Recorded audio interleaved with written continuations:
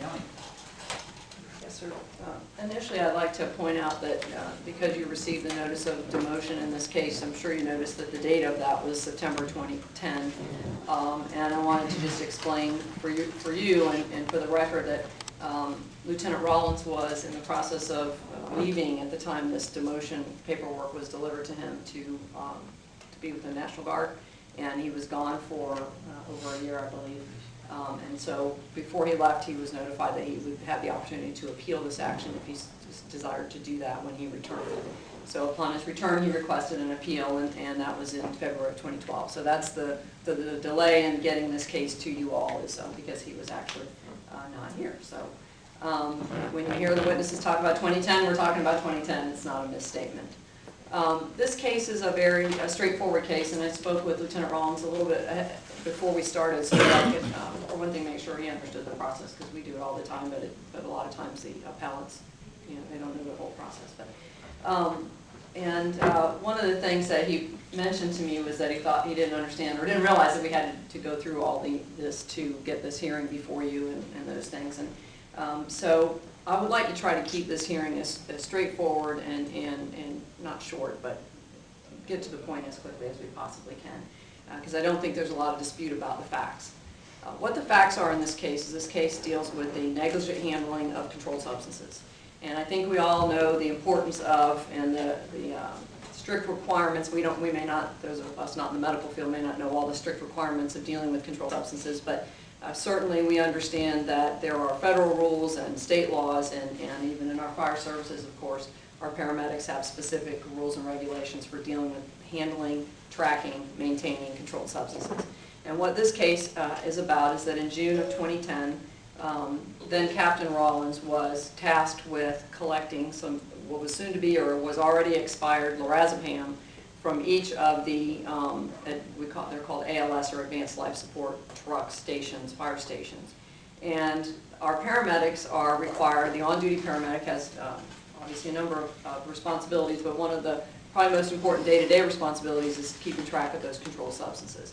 And you'll have a policy that's going to be put into evidence that it's a pretty lengthy policy, and we're only talking about one small part of it, but you'll see from the policy that each day when they come on duty, they have to meet with the paramedic going off duty and count all the drugs and account for all the drugs. They do forms.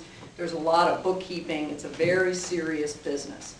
And what you're going to hear, as I said, not very much dispute about the facts, is that on June the 2nd of 2010, then Captain Rawlins, he was a logistics officer, and he was tasked by his supervisor to go to the stations, pick up this expired lorazepam, replace it with the new lorazepam to make sure the trucks were ready to go when they went, if they got out, called out on a call.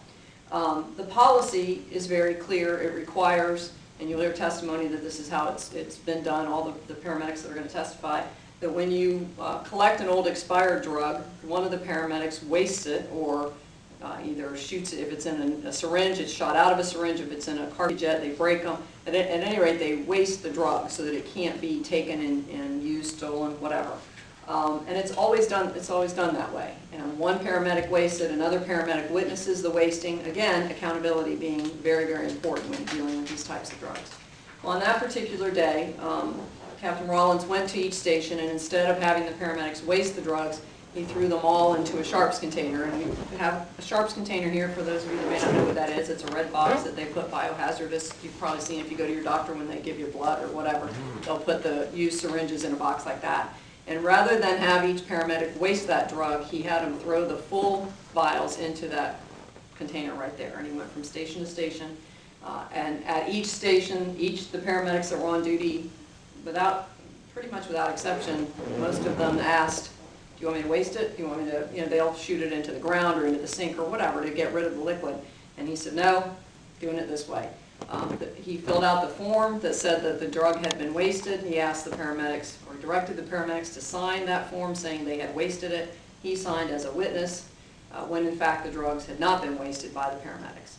And you can imagine that with a number of them, this caused a lot of concern because they know the significance of dealing with controlled substances. And they know if they put their name on that line that says, I wasted this drug and it wasn't wasted, they could be in a lot of trouble. So There were 16 paramedics involved in this. We didn't feel the need to call 16 people to tell you the same thing. So you hear from a couple of witnesses what happened that day and what then Captain Rawlins asked them to do with the drugs.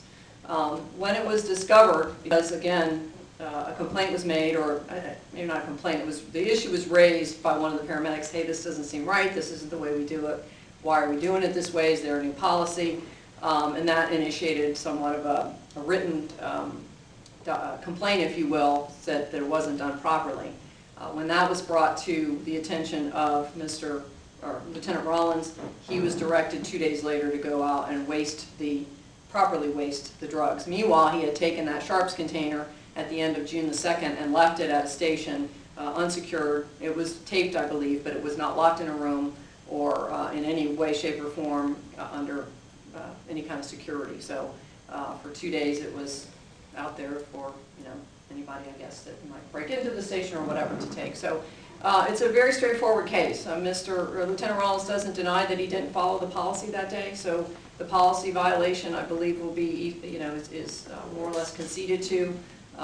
It's the county's position that because of the serious nature of dealing with controlled substances, that he actually was subject to termination for not following that policy and for directing these subordinates to sign the form, because many of them questioned whether they should have signed it after the fact. Many of them thought they were going to get in trouble because they knew they had signed a form that wasn't true, basically.